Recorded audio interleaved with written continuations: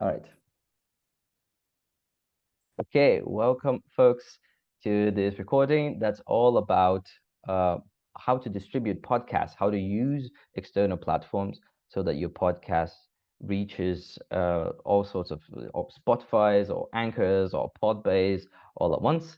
This is part of the videos and podcast SIG, and this is to support your health and care audiovisual products, but this is not a public meeting. The videos and podcast SIGs is experimenting with small cohorts that meet regularly, basically once a month, to progress together and to support each other. So if you'd like to join one of those cohorts, you can just go on the SIG, send me a message, and we're gonna introduce you to one of those groups. But yes, this is one of our cohort meetings. But since I was bringing a knowledge that I think can benefit a lot of people, I decided to give it a recording. And yeah, so a lot of people in our groups are interested in podcasts. And the thing about podcasts is that they are scattered. There's not one big platform like a YouTube for podcasts. There's a lot of different platforms. But there are ways that you can upload your podcast to a service that will then distribute you to all platforms, saving you hours and hours and hours of work. So I went to research that because I'm a video person, not so much a podcast person. And just so you folks know, Jane and Diane, when I went to research that, there's infinite services that all sound the same. So that was a difficult beginning of research, but luckily I have two friends who work professionally with podcasts, so I sent them each of them an email, and the answers were very similar. So I feel like I am borrowing some propriety from somebody else and giving you the best possible information. And according to them, there's only two options really. You can use a free option that is already pretty powerful, but and to distribute you around, but it doesn't have strong analytics. The only strong analytics they have is for Spotify, or you can use a paid service that has more analytics, that collects your data, that tries to give you insights on what you're doing good and what you're not, but it's a paid service. And both of my friends told me that if you're just getting started, the first one, they used to be called Anchor, and now it's called Podcast, the Spotify for podcasters. This is how the website looks like. Um, so this was a very famous website called Anchor.fm. If you type Anchor.fm and press enter, you're gonna end up in this website anyway. And this is exactly what Anchor did. Anchor was a podcasting platform in itself, but it also, you uploaded your podcast there and it shoots you everywhere, to Apple Podcasts, to Podbay, to all sorts of different websites. So you did one upload and you ended up with like 15 uploads. Um, and the thing is, this one is free and it was bought by Spotify. So this Spotify for podcasters is a 2024 change. It operates the same though. The name changed, and it's this whole podcast Spotify visual information, but the service is the same. You upload your MP3 there. It will have a list of different platforms, and then you click on them like upload here and here and here and here. The same podcast goes everywhere. Um, so I would very much recommend that. I find it, if when you upload, I saw tutorial videos on how to do this. It's very easy. I, I yeah, I wouldn't even watch a tutorial. It's so easy that I wouldn't recommend a tutorial. Just upload there, and you will see there's a button saying upload to this platform, upload to that platform, upload to that platform. Um, and I like the way that they distribute information, because they, instead of putting all the information in one page, they give you one page for you to upload, and then you click next, and then you go to a brand new page to say, hey, what's the description of your video? And then you type your description and you press next, and then would you like to upload to Spotify and Anchor, and then you press next. So there's no moment that you are overwhelmed with the information. Each of those pages has a limited amount of information for you to process. And it's free. It's just free. According to one of my friends, is the easiest way for you to get a podcast on Spotify as well. Apparently, uploading on Spotify itself is a bit more problematic and techy than uploading here. This service is made to help you out.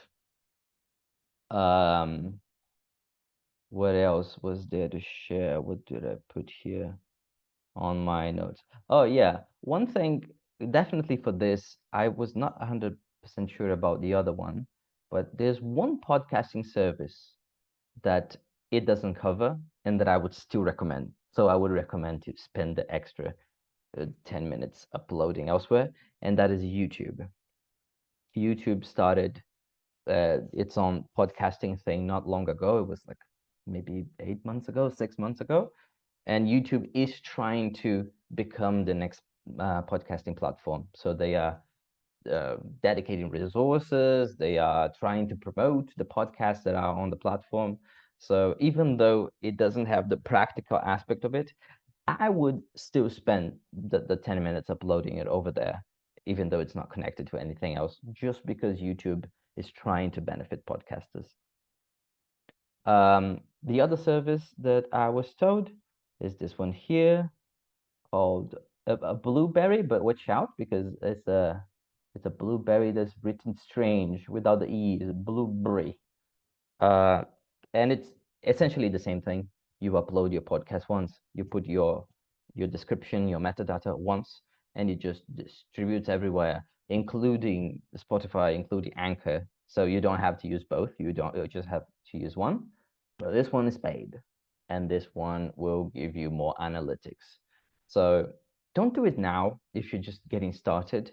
But if you're approaching episode 20, if you feel like, yes, I'm growing, but I would like to grow more. So where am I doing good? What platforms am I faring best?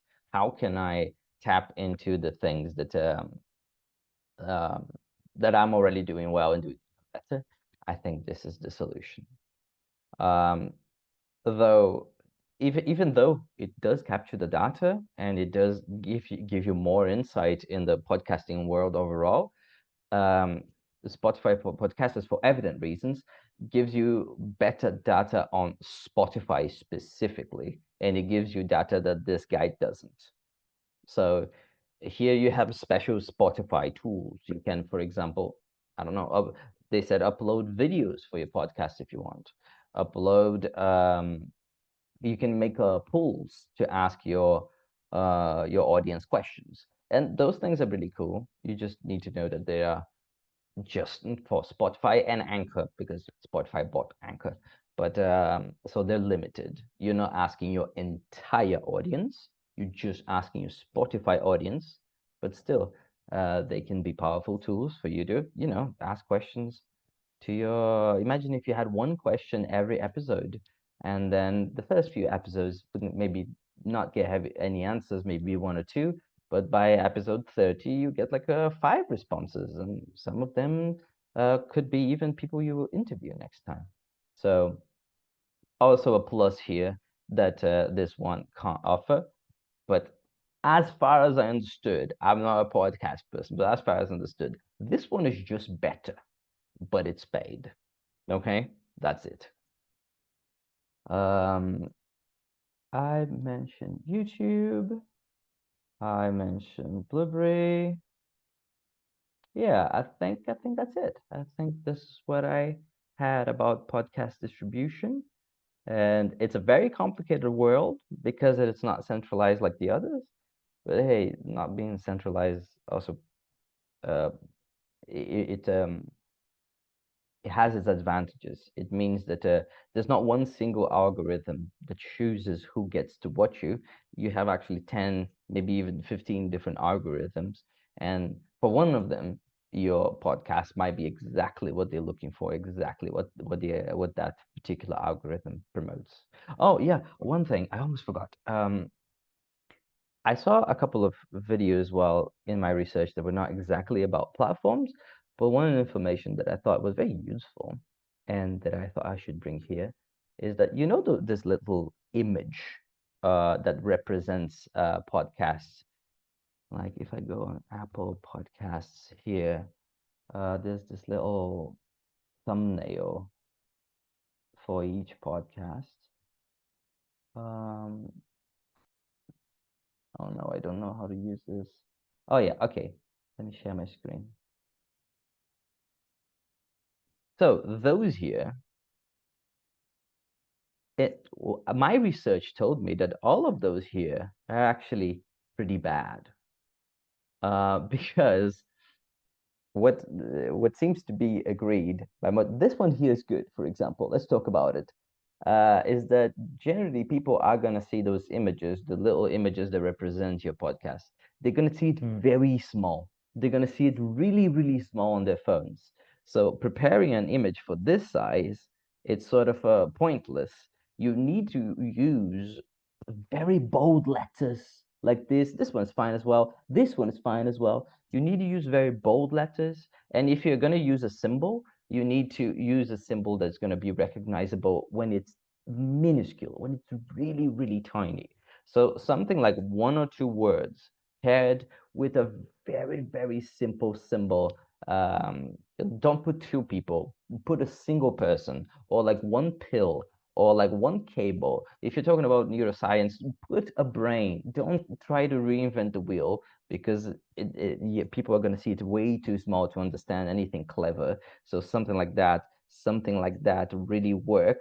While this lemonade premium, this might not be big enough. It needed to be bigger. So this is an insight I didn't have before my research, and I thought I should bring it here. But yeah, that's where I had Anchor.fm that became Spotify for podcasters is my first recommendation, and then Blueberry is the second.